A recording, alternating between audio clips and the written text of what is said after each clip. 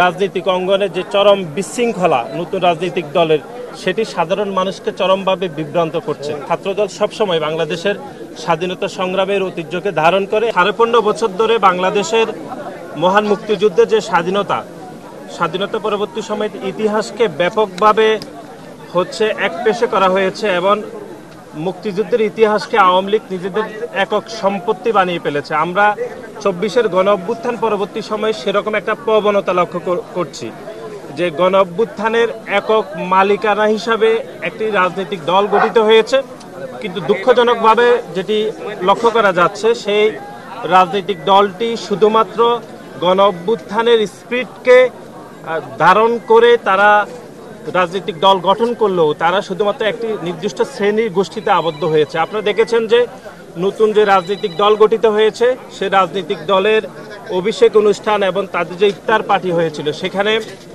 বাংলাদেশের যে গণ-অভ্যুত্থানের যে আইকনিক শহীদ ওয়াসিম, শহীদ মুগ্ধ, শহীদ সাঈদ এবং শহীদ মুগ্ধের নাম বারবার বলা হলো, সেখানে আইকনিক শহীদ হিসেবে শহীদ ওয়াসিমের নামটি বাদ দেওয়া হয়েছে খুবই উদ্দেশ্যপ্রণোদিতভাবে, যে সে বাংলাদেশ জাতীয়তাবাদী ছাত্র দলের আমাদের একজন নেতা ছিলেন।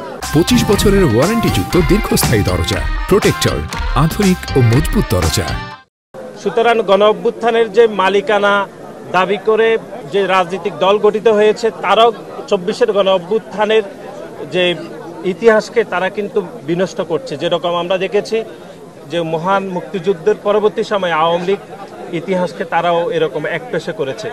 আমরা আজকের এই দিনে আমরা মনে করছি যে মহান মুক্তিযুদ্ধের ইতিহাস এরকম খুবই গুরুত্বপূর্ণ এবং সবার সত্য জানা উচিত, ঠিক তেমনি 24-এর গণ-অভ্যুত্থানের প্রত্যেকটি প্লট অথবা এর ব্যাকগ্রাউন্ডে যে ঘটনাগুলো সেটিও দেশবাসীকে জানানো উচিত এবং সেই ঘটনা কোনোভাবে একপেশে হওয়া উচিত না।